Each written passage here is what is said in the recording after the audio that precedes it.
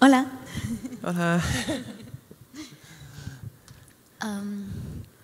I've been looking and researching some of your papers and some of your work.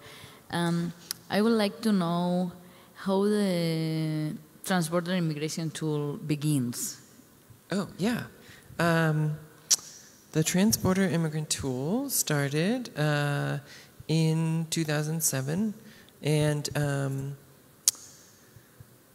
so I was a grad student doing my MFA, and Ricardo Dominguez was a professor there, and he actually started the idea first with Brett Stahlbaum, who we saw in the video yesterday. He's another member of Electronic Disturbance Theater. And so, you know, Ricardo had been doing electronic civil disobedience online for many years. And Brett was working on a app he was calling like a virtual hiker app that would like generate like random hikes through analyzing maps and cartography. And so anyway, they got together and they started this idea about making an app that you could find water in the desert. And then at the time, I was doing a lot of activism in like no border activism, or I mean, people call it immigrant rights, but it was really like no border activism. And so Ricardo approached me and asked if I wanted to join the project to be kind of this like liaison between the like social movements people and the professors. I don't know why they need a liaison, but I mean, I guess it was because like I knew the other activists that were doing that sort of stuff. So yeah, because there were so many like security concerns at the time, you know, like I said in the talk yesterday that there were like the Minutemen or these like anti-immigration like vigilantes that were doing things like they would go to, if they found the water caches in the desert, they would like fill them with poison or antifreeze because they really wanted to harm immigrants. So there was a lot of concern about sharing the information about where the water caches are. So when I first approached them, I was like, do you have a map? And Enrique Morones was like, no, I don't have a map, I just know where they are. So yeah, so I guess that was part of why to have a liaison, because there was some already relationship there, or they felt safe sharing the information with me. Have you know about any problems with this, like poisoning or destroying water fonts? I mean, you know, not associated with the tool, but like that's what people do, is they find the water caches and destroy them or poison them or something. Yeah, but we never got to the point of like any mass distributing of the transborder immigrant tool. So the last distribution we did was we put the source code on the website, but we did not include the map on the website. So you could use it to make your own phones, but not with our maps. Have you faced some legal troubles? Because it's a kind of citizen disobedience. So yeah, we did. Yeah. So there was I think the first big news story was in like Vice magazine. Funny enough, it was silly article in Vice magazine where they were interviewing Ricardo about the tool, and then after that there were all these other news stories, and so a lot of like right-wing people got really pissed off, and they started writing to Congress people, and then these like 3 right-wing congressmen sent a letter to our president of the university saying that we were guilty of the felony of enticing immigrants to cross the border. So after that, there was a FBI investigation and a police investigation and a financial investigation. So that was in, I think, 2010, I think, around that time. And that really obviously slowed down our work and our research. And really, like, for a whole year, like, all we could do was just focus on that, because we had to, like, be interviewed by them, and we were getting, like, death threats online and in the mail and all this stuff. So that took a lot of our attention. But fortunately, you know, at first the, like, investigators were like, how is this art? We don't understand how it's art. So fortunately, we had started to get more exhibitions at that point. So, like, it was in the California Biennial and the Merida Biennial, and, you know, once it was, like, shown in a gallery, then it was easier for us to say, like, look, it's art. But yeah, the investigation was, like, long and scary, and I mean, there were some funny moments, like when the financial auditor was interviewing me about, he was like, what's your role in the project? And I was like, well, my role is thinking about the intersection of immigration and queer theory and, immigration and queer theory and trans theory. And the auditor was like, queer theory? I've never heard of such a thing. And I was like, well, there's a class on campus and you could audit it. And I guess I thought that was funny. He didn't think it was very funny, but that was a small, funny moment. Anyway, so the investigations happened and they found, like, they decided, yes, it's art, and we didn't break any laws. And, you know, I think we got a grant that was like $500, or maybe it was $5,000. We had, like, a tiny grant to work on it, and they probably spent, like, at least $100,000 investigating us, you know? I mean, they spent so many people investigating us for many months, and they decided in the end that we did not improperly use our funds. So it was mostly just scary. Yeah. For my next question, I will ask in Spanish, because also it's here for me some kind of por favor. theoretical issues. Una autora que me gusta mucho, casi obsesionada con su trabajo, es Marina Garcés. Es una filósofa española bastante joven. Ella habla de que hemos superado la posmodernidad y estamos en una etapa nueva que sería una etapa póstuma. Y habla de el sentimiento de lo póstumo como que en algún momento ya se ha determinado el fin de todo lo que conocemos y solo estamos en una cuenta atrás, de recursos, de todo, ¿no? Y ella menciona mucho que la posmodernidad, de alguna forma, o sea, si la modernidad vendía progreso y futuro y la posmodernidad vendía un presente constante de simulacro, de generar siempre presentes, cometió un crimen que es encubrir la muerte, ¿no? No tanto la muerte del morir como algo inevitable y nuestra mortalidad, sino esconder la muerte del matar, ¿no? Creo que es muy interesante cómo la necropolítica actual presenta lo que comentábamos un poco en la mesa, ¿no? Presenta los casos de migrantes muertos, las fotos de los niños sirios muertos en todos los medios. Presentan todos estos casos como lo inevitable de la muerte, en lugar de estar presentándolo como lo que es un asesinato selectivos. En este sentido, tus proyectos de alguna forma tratan de ser como un freno o un cuestionamiento sobre esta necropolítica a la que estamos súper acostumbrados. ¿Cuál sientes que son las mejores estrategias o tácticas que has llegado a planear en tus proyectos para frenar esto?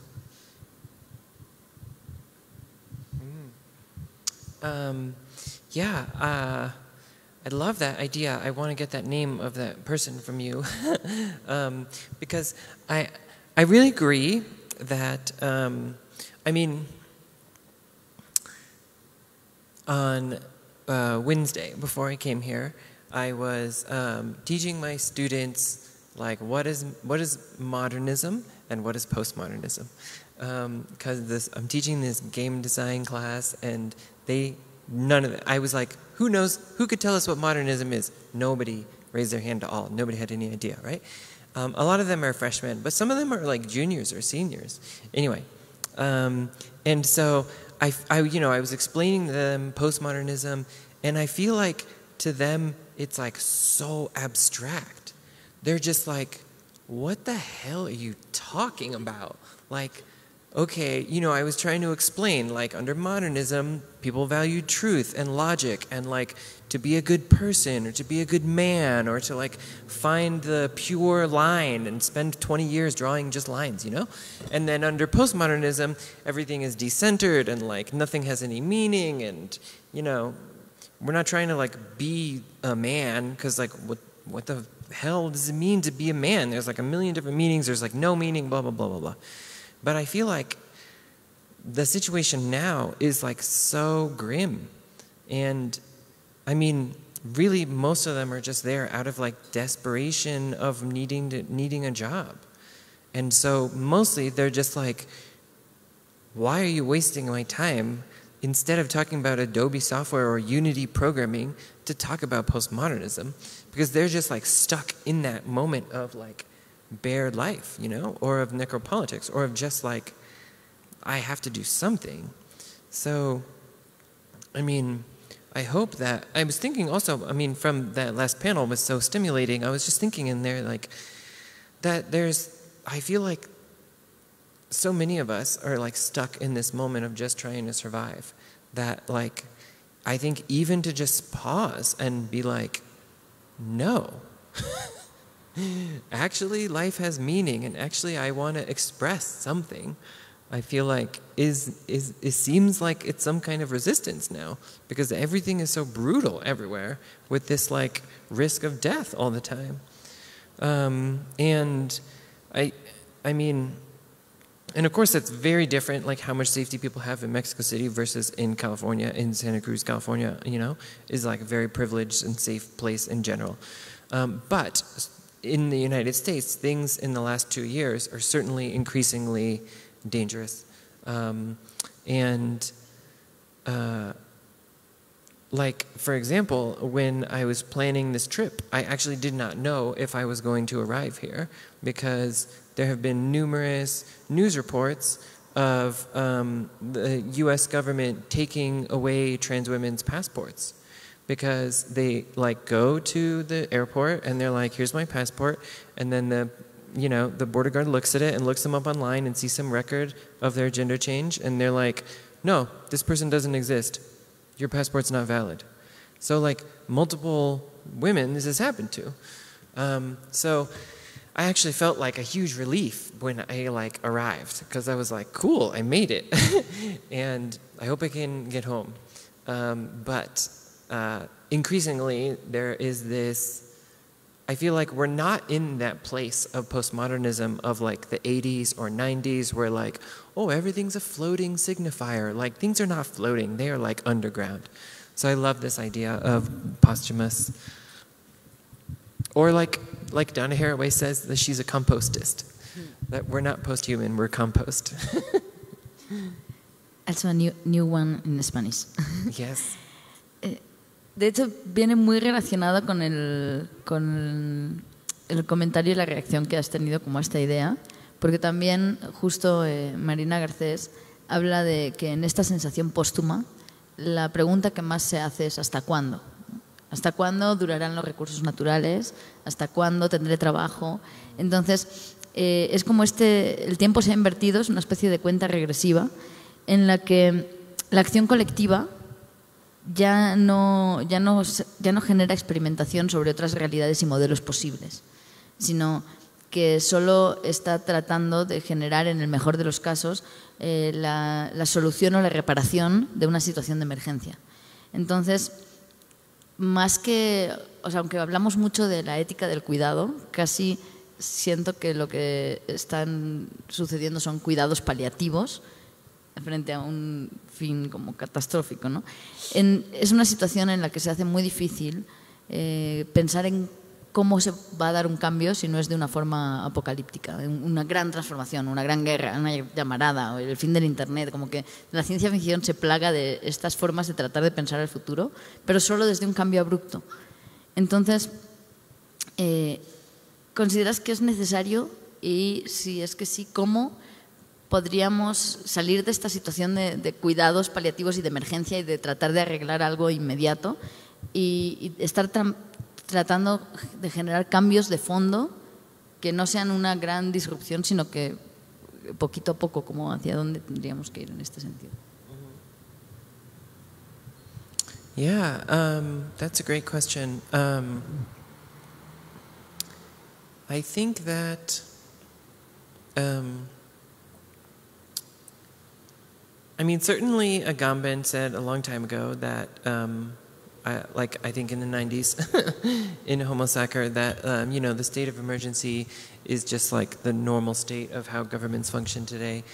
But I think I read last week, I think somebody like Benjamin or somebody said that even earlier than Agamben, that like, you know, our emergency is actually just a normalcy. And I think that there's some truth to that. Like if we think about colonization as just this like ongoing disaster or ongoing apocalypse, you know, that like the apocalypse is not like coming, it already happened 500 years ago, right? And so we are after the apocalypse. And I think that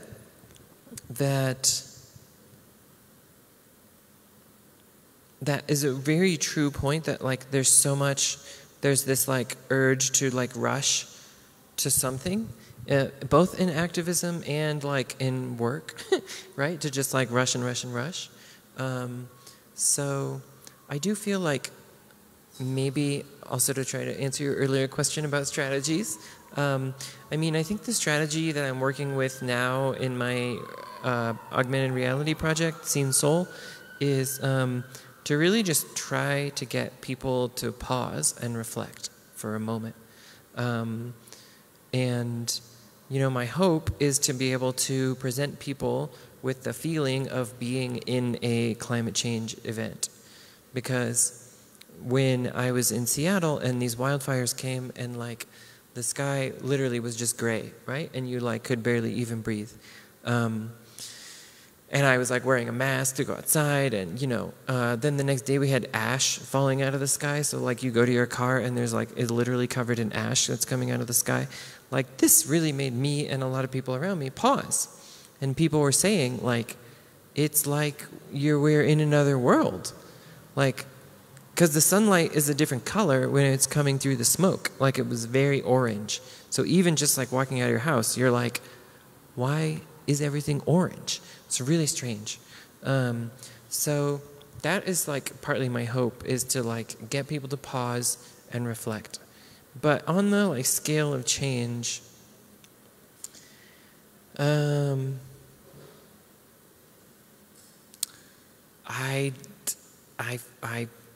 sorry, but I feel fairly pessimistic, because now that I'm like really paying attention to climate change, it's like every day there's another report. You know, like the last week the United Nations put out a report that like if we don't stop, if we go past the 1.5 degrees by 2040 is absolutely the breaking point. And the only way we could stop that is by like everybody stops driving. Everybody. And like things radically change right now. Like this super dire report came out from the UN like a week ago, and there was like very little coverage of it even.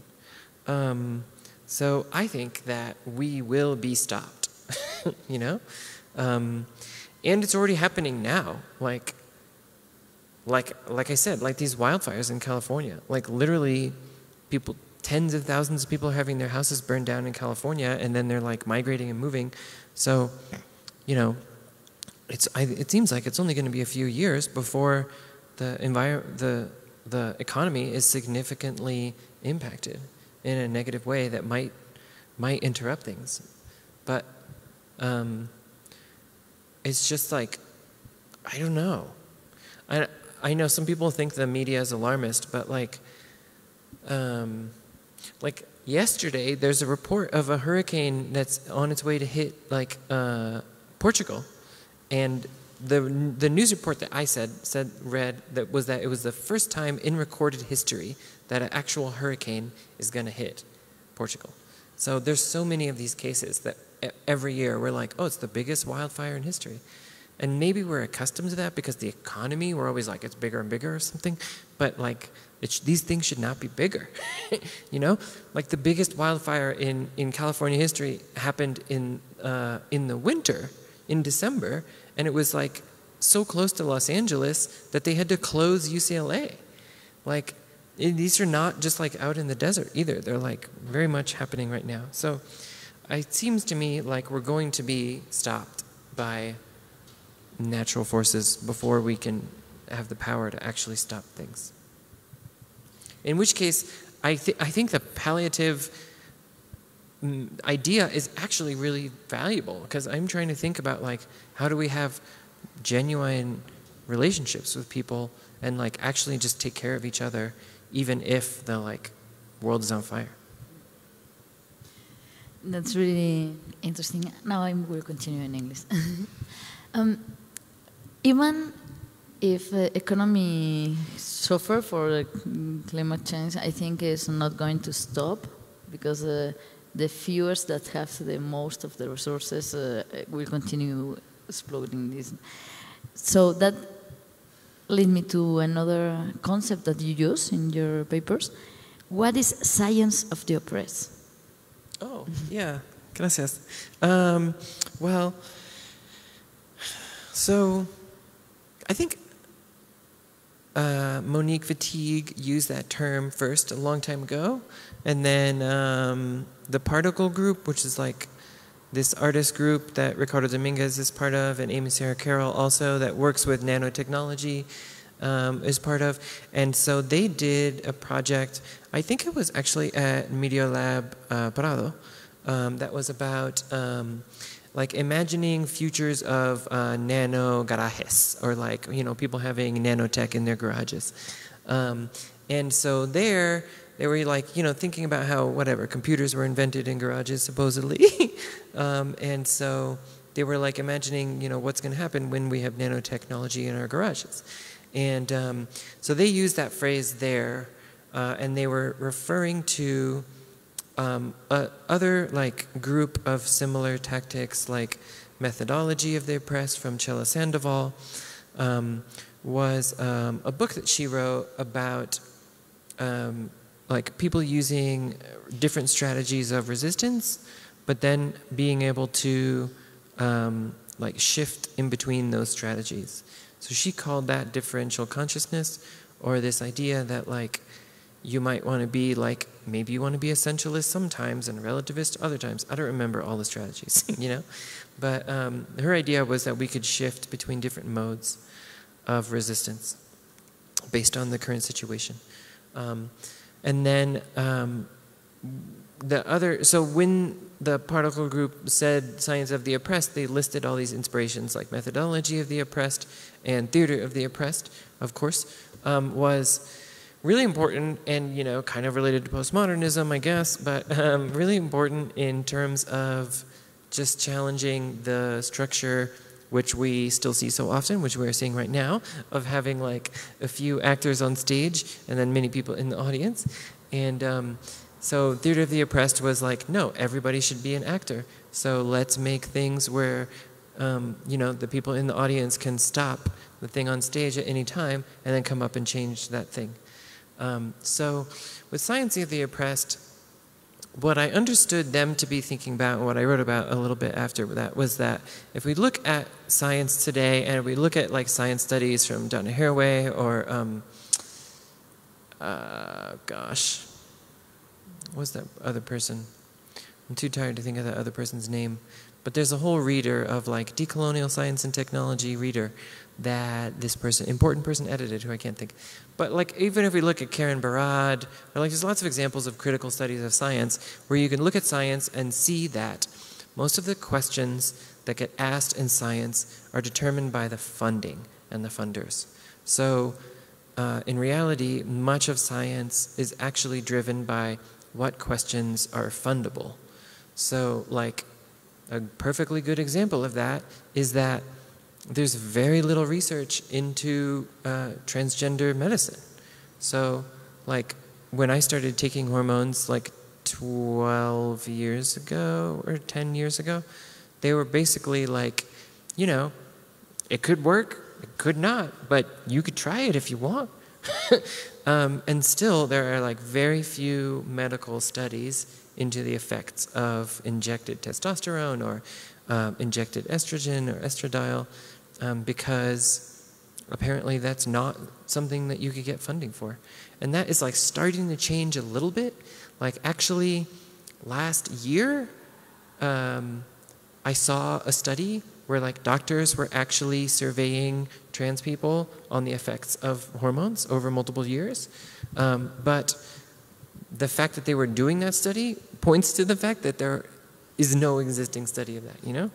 So with Science of the Oppressed, what I was trying to think about, and we were trying to think about, was like, what would science look like if it was actually driven by people's needs?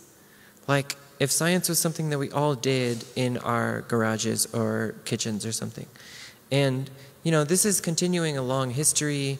They also cited Critical Art Ensemble, did some interesting things with, like, they would call it citizen science, but I don't want to exclude non-citizens, so we won't say that, right?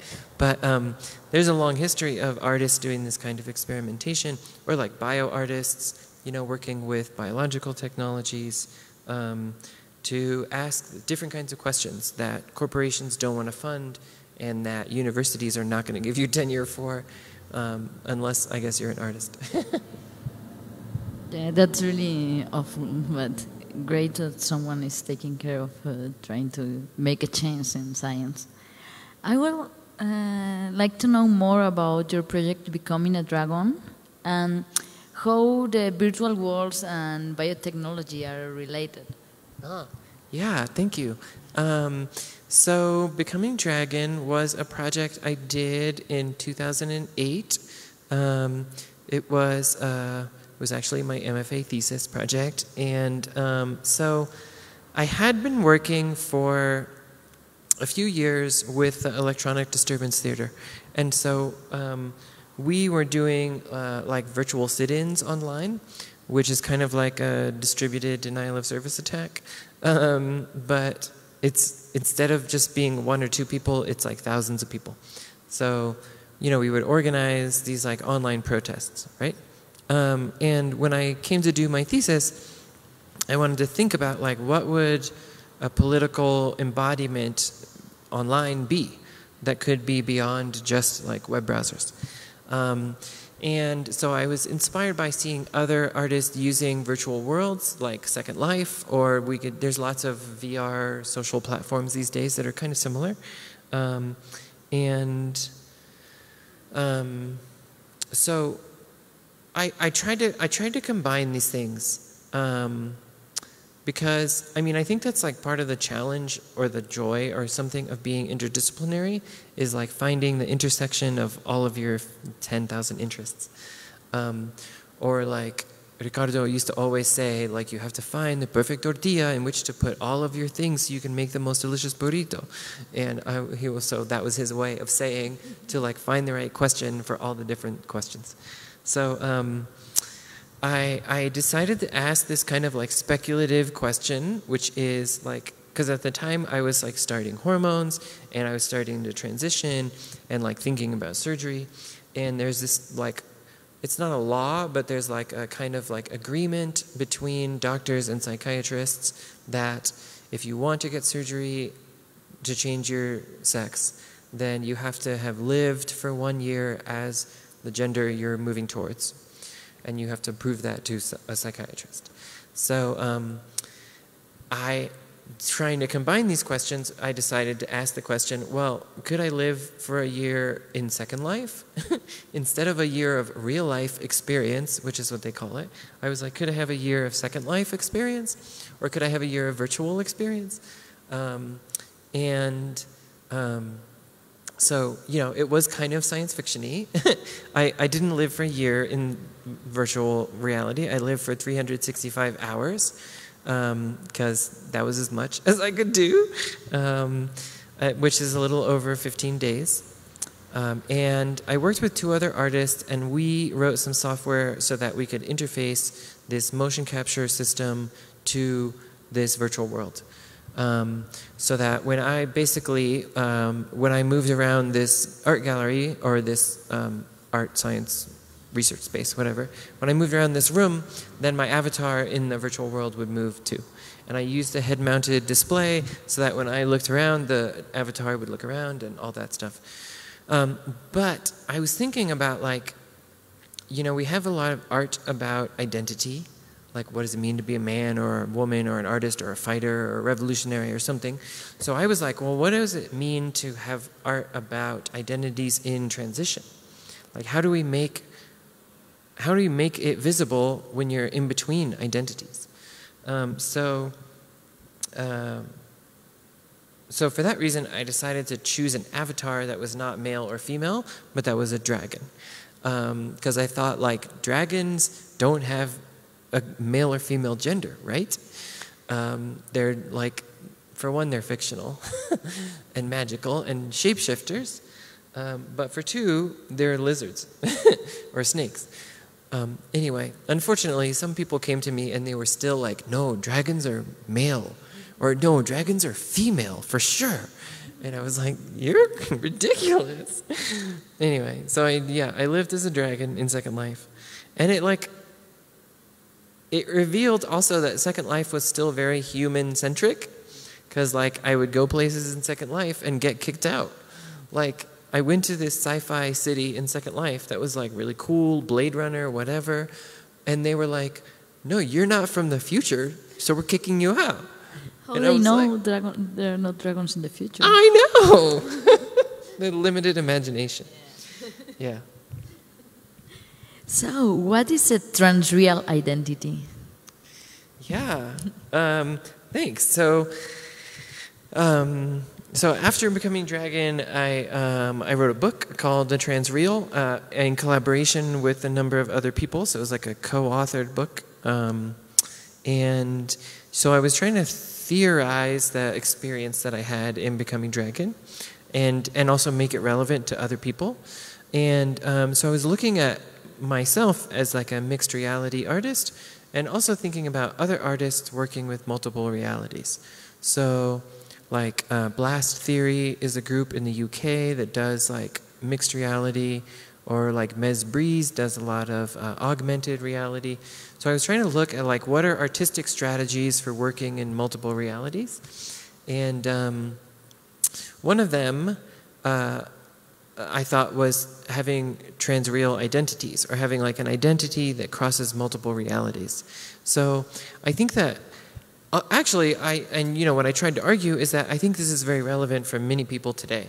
Because like, if you have an identity on Facebook, or Twitter, or Snapchat, I don't know what people in this room use, or Tinder. If you have some identity on something like Facebook, say, that is like virtual in a way, that it's not your real identity. I mean, even if it's your name and a picture of you, it's still different than your face and you sitting right there, right? So that, in a way, is like another kind of virtual identity that you have. So in a way, we could think that your identity is both this like physical real one and also the virtual one on Facebook or in virtual reality or Second Life or whatever. So to me, if we think that like trans means like crossing of borders or lines, then transreal to me means like crossing lines of multiple realities. Yeah. It's a nice concept. I really love it when I read it. Thanks. So, changing totally the subject. Okay. You work with the concept of prototype.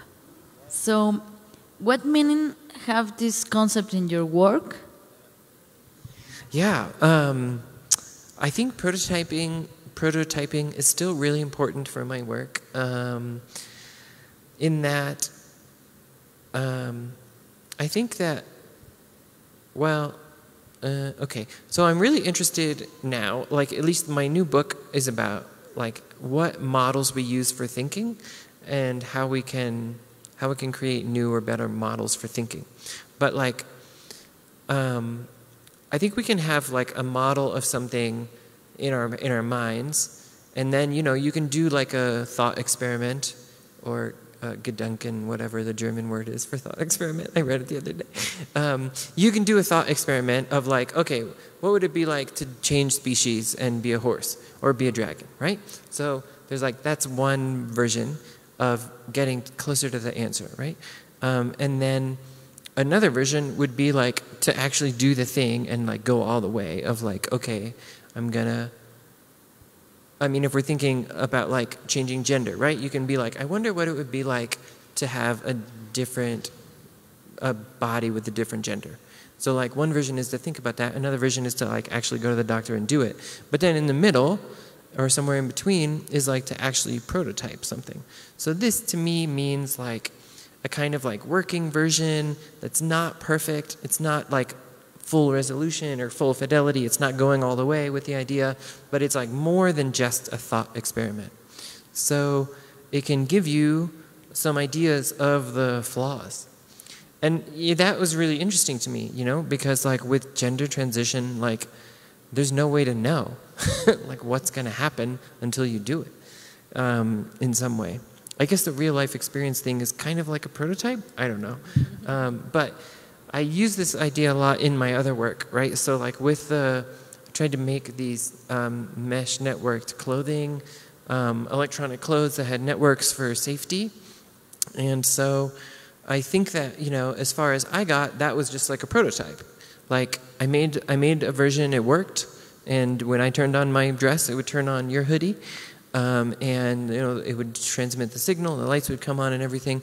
But we use them for an hour in performance and then they would break.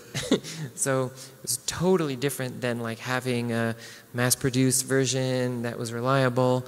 And also even like with the transborder immigrant tool, like that was very much a prototype.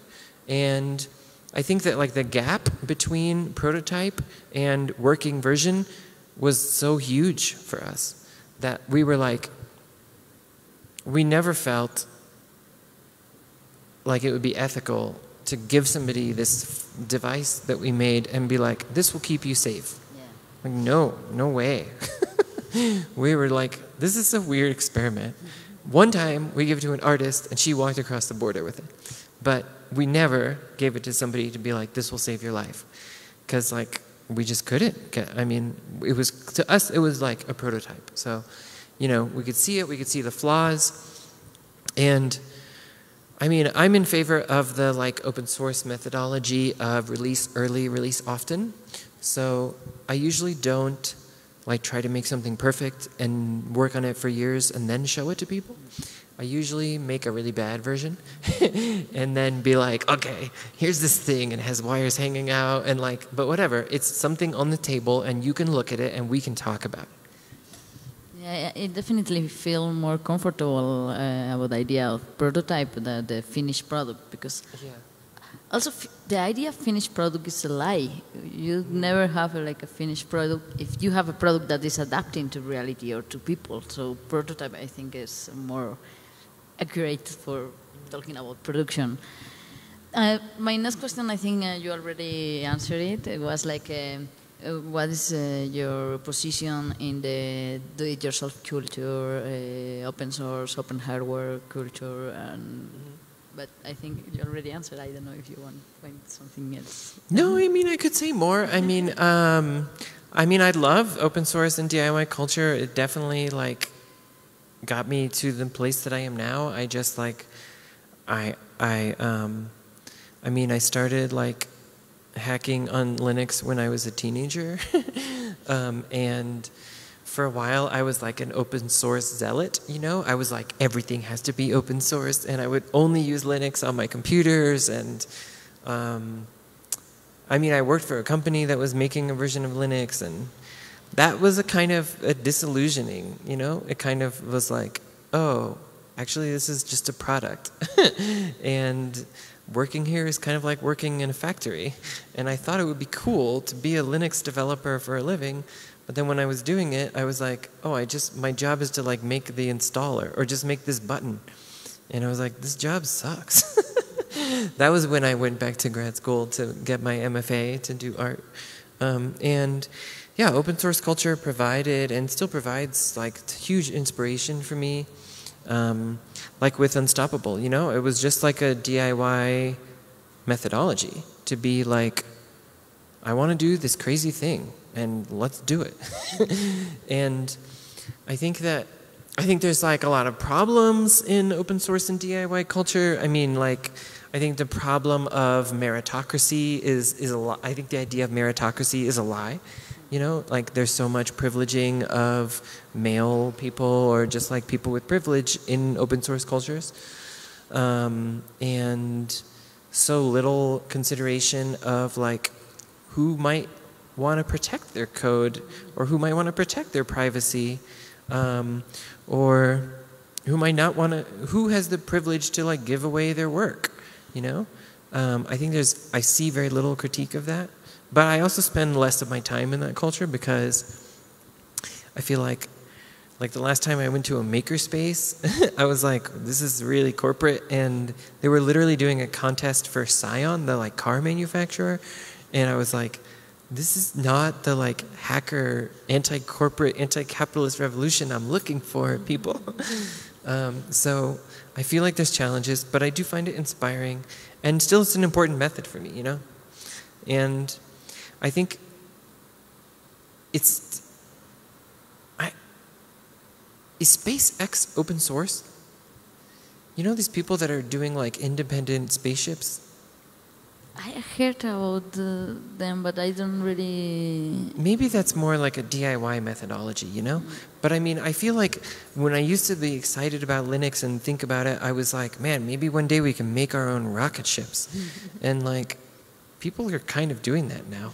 But I guess it's like people with money. So I'm not really sure how SpaceX works. But I mean, it is a DIY idea, right? Because for so long, space travel was just for the government. And now there's, I guess maybe it's a company? I don't know. Now there's people making their own spaceships. I literally saw one take off like last week. Whoa. Yeah, it was really scary. It's interesting you pointed out like the open source community or free software community is really masculine, for using an euphemism. But here now is a huge movement also about the girls that want to be hackers on free software, and they are creating communities and they are working in another way. Because I think the way to work also in free software communities is kind of aggressive, you know, like, read the fucking manual, or just don't waste my time, blah, blah. And it's really interesting how when females or creators are taking together, a lot of different women just go there and don't know anything, but they're treated with, you know, like kindness and explanation. It's other different way to do it. But cool, maybe I should hang out there more. Maybe I should go back. Yeah, you should definitely go back and do it in another new way also. I mean, it's really good for teaching, you know. I teach my students Arduino often and processing, and I think all that open source culture is really great for people who are learning. Yeah. And also, you experiment with video games like Second Life, but also you create your own video games. Yeah. Which are your reference, your favorite video games? You know, like I love this because of the narrative, and I love this because of the mechanicals, and I'm taking all of this to create mine. What are your reference, favorite video games? Yeah, you asked me this the other night, and I'm sure now that my favorite game is Dungeons & Dragons.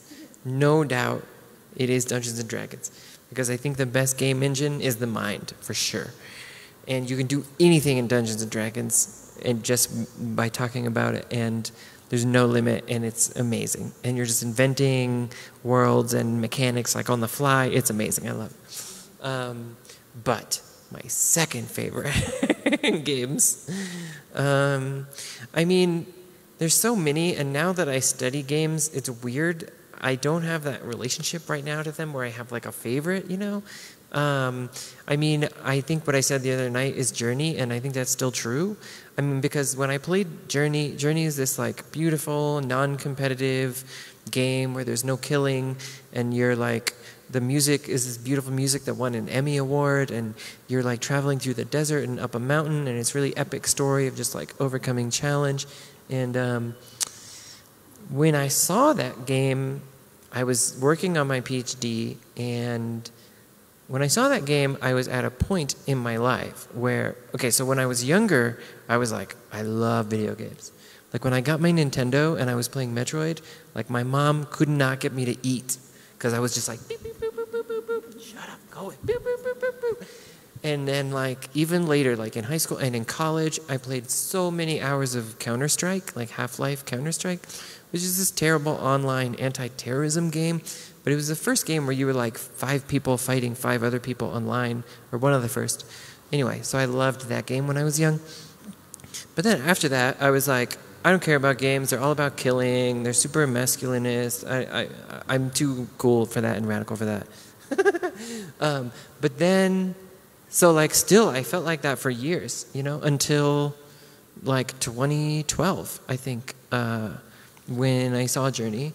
And I was in this program at University of Southern California with some other game makers, like Samantha Gorman of Tender Claws. She made this game called Pry, and then she made this game called Virtual Reality. She's a really great designer. She was one of my students, and Adam Lichowitz was another one of my students. I mean, not one of my students. They were my classmates, colleagues. And anyway, so they showed me Journey, and I was like, oh my God. Like, video games could be beautiful. And video games could be like a powerful form of art. This is amazing. So that's when I started paying attention again. And then I encountered a lot of video games made by trans women, which were so meaningful and really powerful to me. Like Anna Anthropy's game, Dysphoria, is a beautiful game which made me cry, and I like immediately gave it to my girlfriend and was like, play this game right now because it'll tell you everything. And what's amazing about Dysphoria is like it's a game about like a trans woman like going through transition and getting access to hormones. And so it's a game where it's like every single time you overcome a challenge, then it goes to the next challenge and the rules are changed. And I just thought it was such a brilliant design of like exactly what that process is like. Like you're going in this terrifying thing, and then you finally feel better, and then all of a sudden, shoop, everything changes underneath you, and you're like, oh, the rules are different. So it's like one stage of that game is like you have to like find a doctor, and it's like kind of an overhead, like boo boo boo. You're moving around like a centipede or like a overhead view, and you have to go to different doctors and find a doctor. And then the next view, you overcome that. And then the next level is like, there's all these feminists like shooting words at you or something. And it's like, these feminists don't believe that I'm a woman. And in that game, it's more like Galaga or Space Invaders, where you're at the bottom and they're like shooting down at you and you're trying to dodge their like mean words. So yeah, Dysphoria is one of my absolute favorite games. But also a game that I wrote about, I was very inspired by and wrote about a lot in my new book was Mainichi, which is a Japanese word that means every day. And it's designed by Maddie Bryce, B-R-I-C-E. And she is this awesome black trans woman game designer. And like that game is like really simple game. It's like get up in the morning, get dressed, try to go get coffee with your friend. But like, you know, it's a game really about like what is daily life like for trans women. So depending on what you decide when you wake up, like if you decide to wear makeup or not, or if you decide to like wear certain outfits, then you experience different levels of violence on the street. And some of them are like racialized violence, and some of it is gendered violence. And you know, you go to the coffee shop and you have to decide, like, am I going to pay with cash or am I going to pay with credit card, even though my credit card doesn't have my real name on it, it has my dead name. So there's like all of these brilliant moments in that game. That game's really inspiring and really simple game, graphically simple. Yeah. Lately I have been playing the new Zelda. I think Zelda is super queer. Like Link has like long hair and a ponytail, and like he's super queer to me. I'm like, your gender is all over the place. Like, I don't believe this maleness of Link. The new Zelda I like. And in the new Zelda you have to cook, which is really interesting. Yeah. And also, I mean, I played a lot of the new Tomb Raider that came out in like 2011 because I made a game in response to it called A Survivor is Reborn, because I felt like the advertising for Tomb Raider was really like profiting off of survivors of assault. And so in Los Angeles, at least, there were these huge billboards that just said Survivor and then like a picture of the game. And like every time I saw them, I was like, oh my God, I'm so triggered right now. I'm really fucked up. And it was terrible for me. So I made a game in response to like that game about how awful it is that they're commodifying this like death of this woman. Thanks. There's one game now that I want to play. What's your favorite game? Oh, my favorite game. Nah, this is a difficult one. I really love Life is Strange. Really love. I have to finish that. Really. And I normally like tiny video games that just blow your mind off, like The Company of Myself or Candy Box. Candy Box is just a nasty game. It's really cool. Or Dysphoria is one of my favorites too. This War of Mine, I think, is really nice. The idea of leaving the war but being just a civilian, so you just have to try to survive. So I think it's really interesting how there's a lot of video games about war, but I think this is the only one where you are just a regular person trying to survive. So I think the idea is really powerful. And I like There Is No Game because it's like a meta game, and I think it explores the language of video games, and the big one have the kind of same idea. I really like a lot of different games. Definitely, I don't like like the huge productions or all these shooters or GTA. Or I'm more in the independent weird. Oh yeah, the other night you said that game Queers in Love at the End of the World. Oh, that is one of my favorite games, and it is really simple. It takes 10 seconds to play. Yeah, you can play it. It's just 10 seconds, literally 10 seconds. Yeah, Queers in Love at the End of the World. Really good game. I think with this recommendation, we were just invite the people if they want to ask some questions. I'm sure they want. ¿Algunas preguntas o comentarios? ¿O tomates? No? Ah.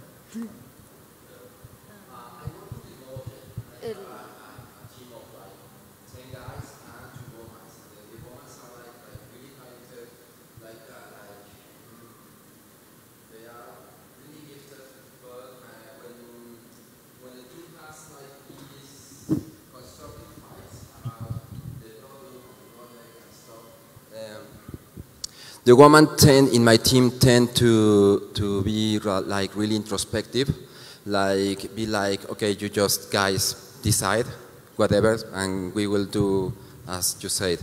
What can I do in order to, as a team leader, what can I do in order to empower this woman in my team?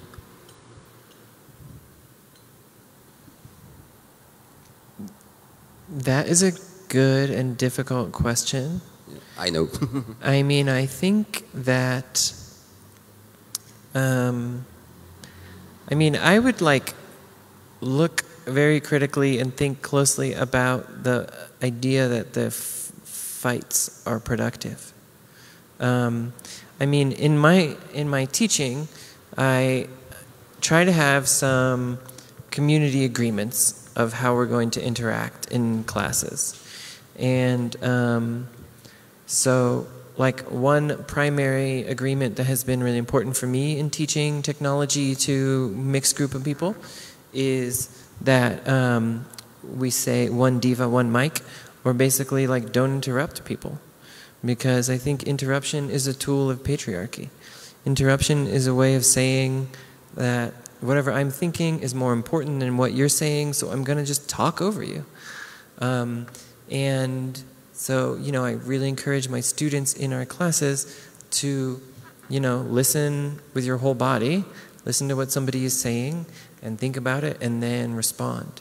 And I think that, you know, hopefully can introduce a kind of pace so that things don't get too out of hand, and I wouldn't say that we are, like, fighting.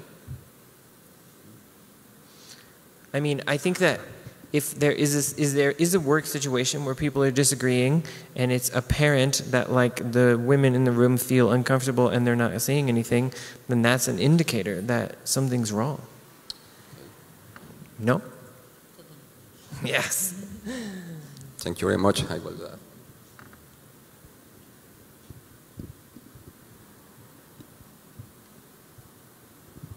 Nothing more? Okay, so I will ask one, like as a public. Okay. The violence from the state, you know, like it's really obvious when it's shooting, but I think there is a lot of more ways to be violent with the population, and one is this listening, watching to us, facial recognition. They spying on us, and we even are providing the tools for that. We are paying for the tools for they spy on us. So, would it be possible, like, generate some technologies that could break, like, or just make a barrier and not let the other cameras can recognize us or whatever, you know, like trying to generate other kind of technologies that will avoid that? Yeah, that's a good question. I mean, I think that, you know, Adam Harvey's work, that's his name, right? Yes. Adam Harvey's work we mentioned a lot of times here. He made this, like, different kinds of hairstyles and makeup styles so that facial recognition can't detect your face. And Zach Blass is another artist who's made this series of masks that are like, you could wear and they're like sort of non-human, so like cameras don't know that your face is a face if you're wearing them. I think those are really inspiring. And Zach Blass's writing on that is really interesting because he says that even we're beyond surveillance, that we're actually at this point of capture, where technology is not just trying to like surveil or listen to us, but it's actually trying to like capture our whole being in a way. And you know, Ricardo actually has talked for a long time about having like a anti-microphone or like a device that could like shoot a sound beam at a microphone or something, which is just a speculative idea. But I think that I was going somewhere with that and I forgot about the capture. I mean, I think that that's an important continuing research direction for people.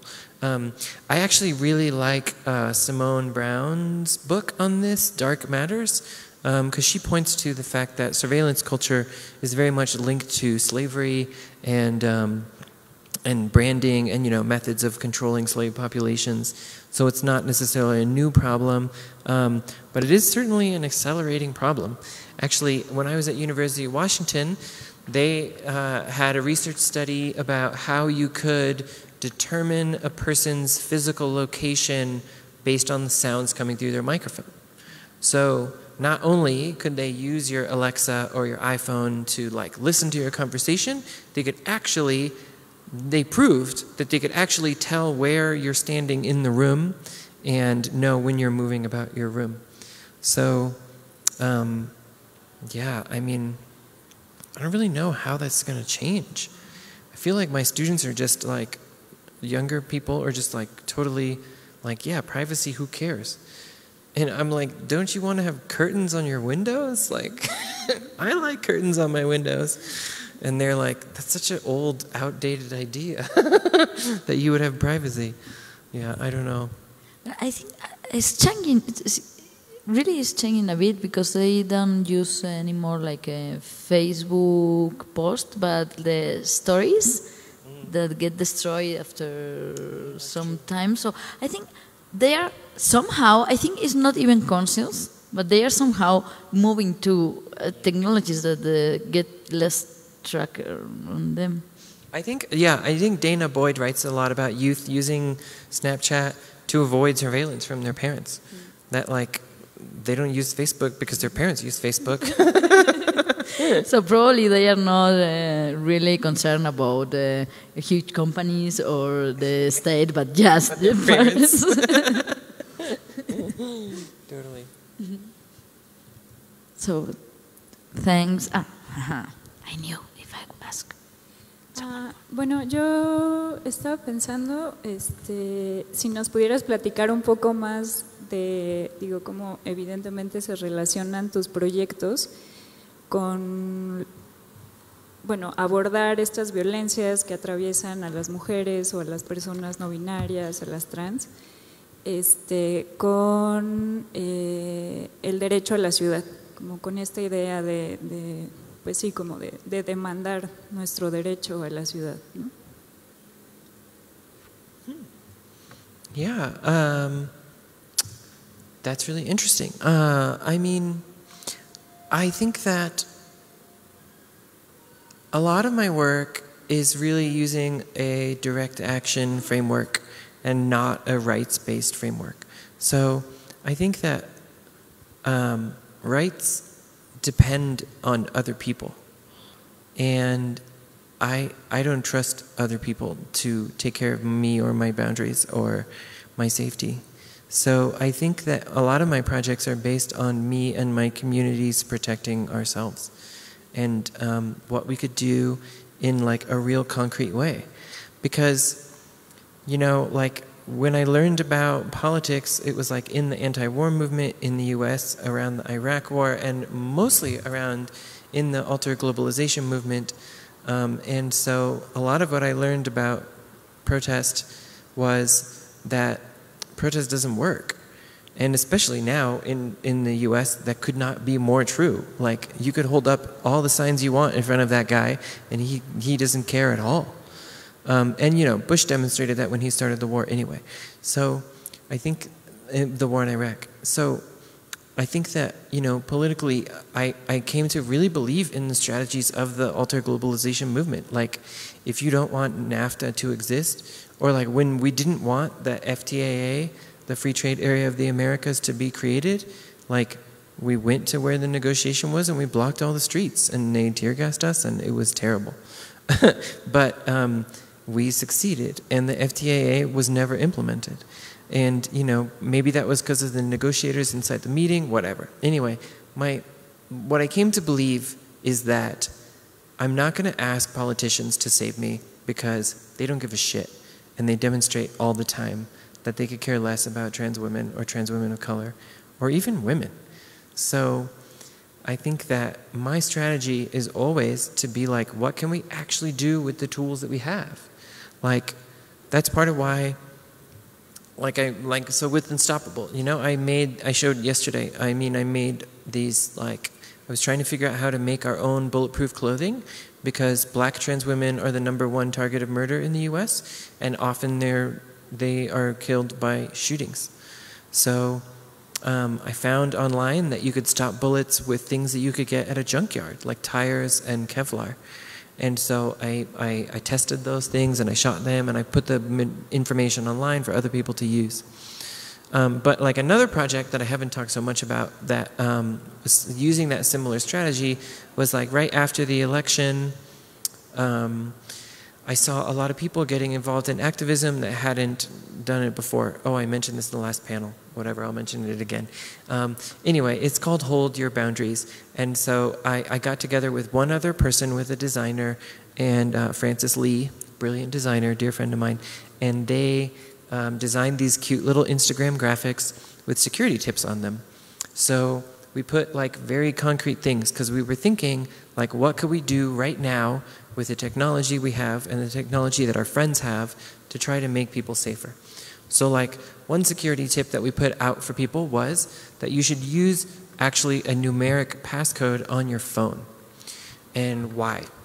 Well, there were multiple reasons why we said that. Because number one, there were numerous cases in the United States in which the police or the border patrol grabbed someone and then they wanted what was in their phone, so they just took their thumb and put their thumb on their phone. And then they had access to everything. And then it doesn't matter if you have encryption, if you have like all the best apps with all the coolest encryption, if you just take somebody's thumb and unlock it with their thumb, then everything's in the open. All of your encrypted secret conversations are in the open for the police or the border patrol. So we told people, no, instead you should use a numeric code. And the other reason why we suggested that for people was because the number one source of violence for trans women is their romantic partners or their lovers or their people that are close to them. So most often trans women are killed by the men that they're dating. So similarly, women also, at least in the United States, at least the statistics that I know about, it's most common that people are sexually assaulted by somebody they already know or they have a relationship with in like 90% of cases or most cases. So in that case, what we suggested for people was, yeah, you should have a numeric code on your phone and don't give it to your partner. Because if you need to protect yourself from your partner, they could just take your phone with your thumb while you're sleeping, or, you know, if they have incapacitated you, and access everything in your phone. So those are the kinds of strategies that I try to focus on, are like, what could we actually do? Not to ask for help, but what could we like do today? And sometimes that is like, with the mesh network clothing, that ended up being like, oh, this is a prototype of like a cool thing we might have in 10 years, maybe then we could afford it. But I took that prototype and then had workshops and conversations with people to be like, okay, here's this cool idea, how can we make a network just like you were talking about last time, with just like communication, maybe even just like text message trees with like cheap cell phones, or just nonverbal communication in a bar or in a public place. Thanks. You're welcome.